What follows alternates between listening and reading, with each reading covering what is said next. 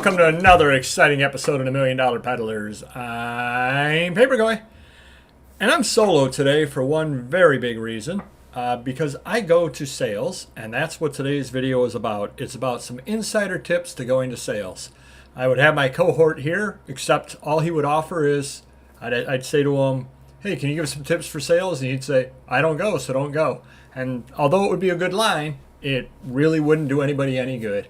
So to anybody new to the channel, I am Paperboy, and I get a good amount of the items that I resell through various sales, be they book sales, church sales, estate sales, or garage sales. I also get from other dealers and flea markets, but that would be a different video. So each sale you need to go into a little bit differently. First thing you need to think about is what kind of sale is it? Because the way that you approach the sale will depend upon what kind of sale it is. For example, church sales and book sales, they tend to be annual events. The church tends to have one year after year. The library or friends of the library tend to have one year after year. Estate sales are one-offs, and garage sales generally are one-offs, although you do find the few people that make a living out of having garage sales. But generally speaking, those are one-off as well. So I would suggest always, if you're able to do so, and it's not too far out of your way, hitting every church sale and hitting every estate sale. Sorry about that, every book sale. Every church sale and every book sale. Hitting those two at least the first year out. And the reason why is because they're annual events. So keep yourself a little note about where it was and whether the sale was good or not. And then over time, you'll say, okay, that church sale was really, really small, didn't really have much of anything. I'm not going to go out of my way to get to that sale. Now, if I happen to be near there, I might stop by, but I'm not going to go there year after year. Whereas you have other sales, such as the one that I did the haul video on, where it was fill a bag for $10. I make it a point to go to that every year because I always find some decent stuff there. Same thing with the book sales. You go year after year to them, you know which ones are good events. The other good thing about them being annual events is they tend to set them up in the same way.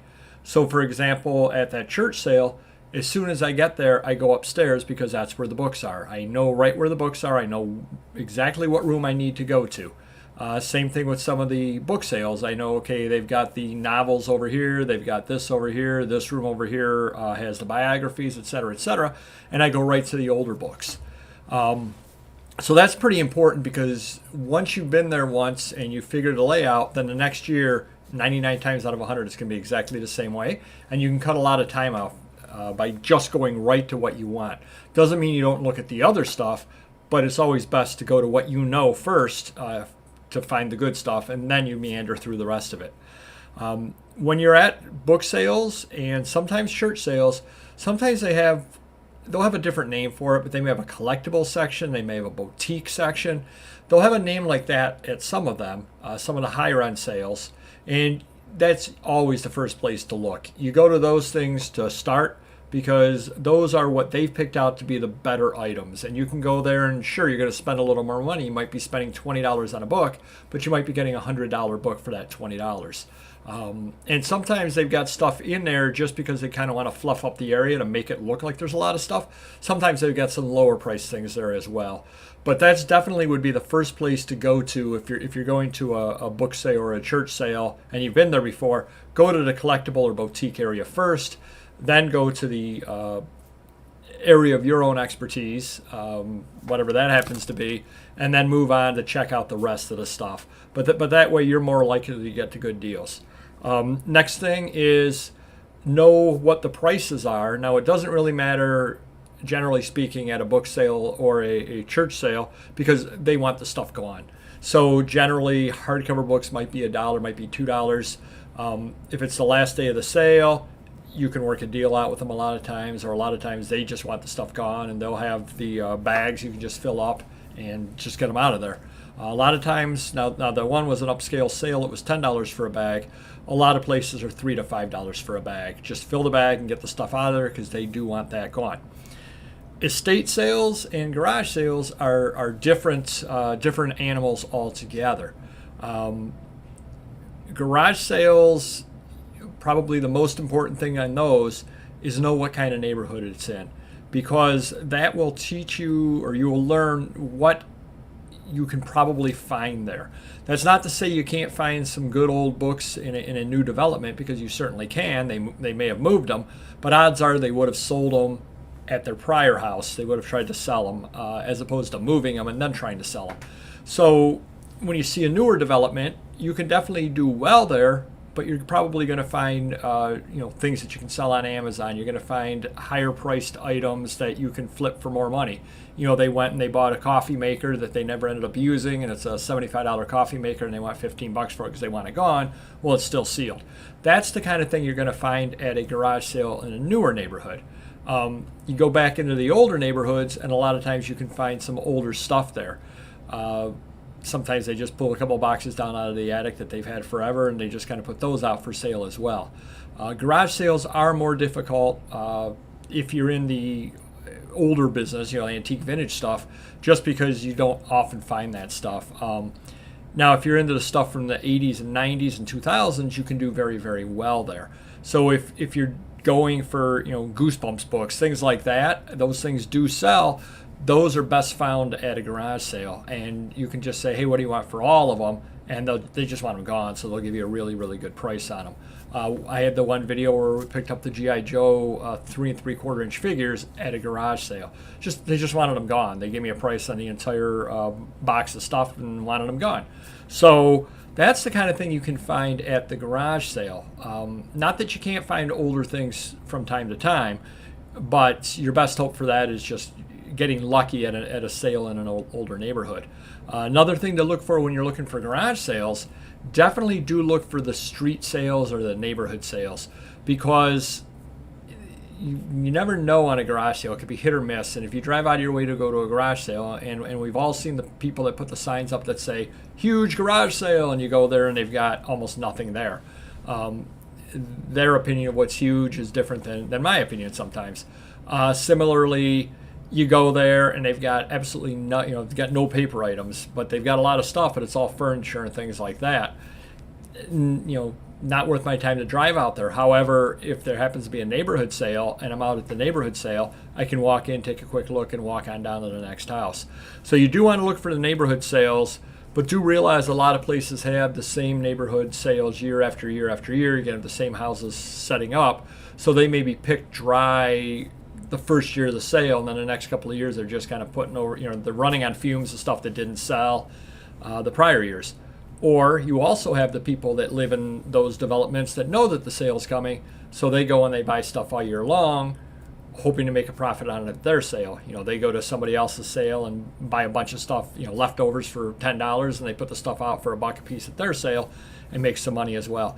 So garage sales, if you're in the vintage, you can do okay at them, but it is a lot more difficult than anything else. I would not spend a lot of time chasing garage sales unless you happen to be there anyway, which is a whole different story. Or, maybe it's just a leisurely afternoon or leisurely late morning and you just kind of want to hit a couple of garage sales just to do it. Absolutely nothing wrong with that. Just don't expect to hit the mother load at garage sales if you're in vintage. Estate sales are a whole different animal. Probably the first thing I would tell you is go to a couple of estate sales in your area with different dealers, different estate sale dealers, and see how they do things.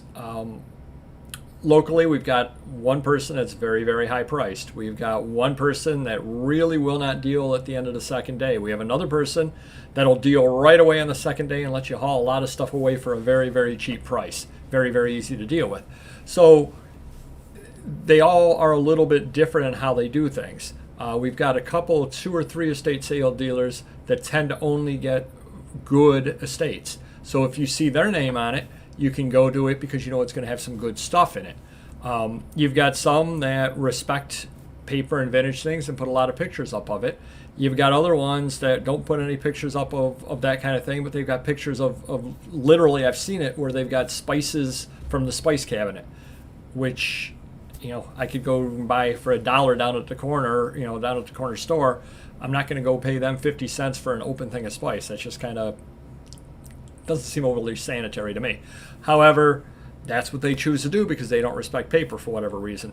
So that's the first thing on the estate sales is go once or twice to the various dealers, find out what their pricing structure is, find out how they're willing to deal. Some of them have it where it's half price on the second day. Some of them have it, generally run 3-day sales, and it might be 30% off the first day and 50% off the second day. You get right down near the end of the sale. Now there you're taking a chance there's anything left, but if there is anything left, most of the estate sale dealers just want everything gone, so you can end up walking away with a lot of stuff really, really cheap from 90% of the dealers. So that's another trick, is going to the sales to learn the dealer.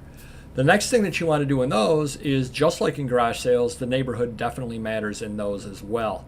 And again, if they're having an estate sale in a new development, you probably are not going to find that much old stuff. Or if you do, it's going to be collectible old stuff. In other words, the person collected Batman, let's say, and I'm just saying that because I went to one of those recently, and they had a bunch of Batman stuff, but it was all priced at collectible prices. You might be 20% off of those or something like that. But if they went and they paid $50 for something, it's priced at $40 at the sale, $20 the second day of the sale, not leaving you a lot of room to make any money, because you're paying $20 for something that could sell for $50. You take all your fees, you end up making $10 if it does sell. So you got to be careful going to those kind of sales. And then you've got the other sales, like the one where I did the haul video with all the books down in the basement. Now that was a former dealer, but it was just all of his stock that was left down there. And it was so much stuff that they didn't care. They wanted it gone. And especially with the rain coming in, they were distressed. They wanted everything gone. You can make great deals at a sale like that. One very important thing, and I know at some point we're going to do a video about this, it's when you have the opportunity to buy at a great price, buy. Really just stock up on it when you can, because you may go to 5 straight sales which has almost nothing added, or it does have some cool stuff but they have really, really high prices on it. So when you do hit that one sale where they've just got, it's the mother load of stuff and they're giving the stuff away, fill your car up if you have to. Do whatever you have to do. Make a second trip. Doesn't matter. Just get that stuff that day, because you don't know the next time you're going to find really, really, really good stuff. For example, at that one estate sale, and if you haven't seen it yet, it's a Monday bonus video, River Runs Through It estate sale video. And in there, $20 I paid for 4 big bags worth of stuff. Well, I've sold $150 worth of stuff out of it or something like that as I'm filming this for $20. I haven't even listed everything yet. Got other stuff listed out of there. I mean, it's just going to wind up being a very, very good deal. Since then, I've gone to a couple of estate sales and I've bought some stuff, but I haven't bought anything really, really good. So that's why I'm glad that I stocked up at it, because again, if you're dealing in the vintage stuff, we're not listing hot items. We're not listing trending items. We're not listing items that you have to get on right away. So you can afford to buy and let it sit, because again, as Mr. Magazine and I have talked in the past, if something's old and worth $25 today, it's going to be worth $25 tomorrow and $25 the day after. It's not like you're riding the wave and you have to get rid of it before the market crashes on it. It's not going to crash on it because it's worth what it is. There's 40 copies of that book or 100 copies of that brochure out there, and people want it or they don't want it. I mean, that's just what it comes down to. And nobody's riding the trends on that. Nobody's worried about it going up in value, et cetera, et cetera. They just want that for their collection because that brochure is from their hometown, or they collect catalogs with peaches in it. It's got some great full color pictures of peaches, and so they want it for their collection. They're not going to make any money when they go to resell it, unless they're buying it for $1. But if they're paying eBay prices on it, they're paying $15, $20, $25 for it. It's going in the collection, and they don't care what they're paying on it as far as that goes. So that's another thing you definitely need to do on the estate sales, though, is load up when you're able to do so. And that goes with any sale for that matter, whether it's the church sale or the book sale. If they're giving the stuff away at the end, get as much of it as you can, as long as it's halfway decent stuff, because you're going to make your money off of it. Another little insider tip that I did mention in the past, definitely if you see something at one of the sales that's out of place, definitely take a look at it, because it might be something somebody's hidden away for later, for the half price day, or they may have hidden it away because they want to come back for it later and they didn't have enough money for it, et cetera, et cetera. So if you're going through a bunch of DVDs, let's say, and there's a book in the middle of the DVDs and it's the only book around, take a look at it. You'd be amazed how many times you can find good things just off of that, because again, people try to hide them away and they figure, well, most people are going to be looking into books for books. If I take this book and I hide it with the housewares, nobody's looking for housewares wants to buy books, so it'll still be there when I come back. Or they hide it in the back corner of something, et cetera, et cetera. So anytime I find something out of place like that, I always take it and I always look at it a little closer than I otherwise would. Because again, I found some real treasures because people have pulled it out and taken a look for it and hidden it, you know, and you're going to get some good deals that way.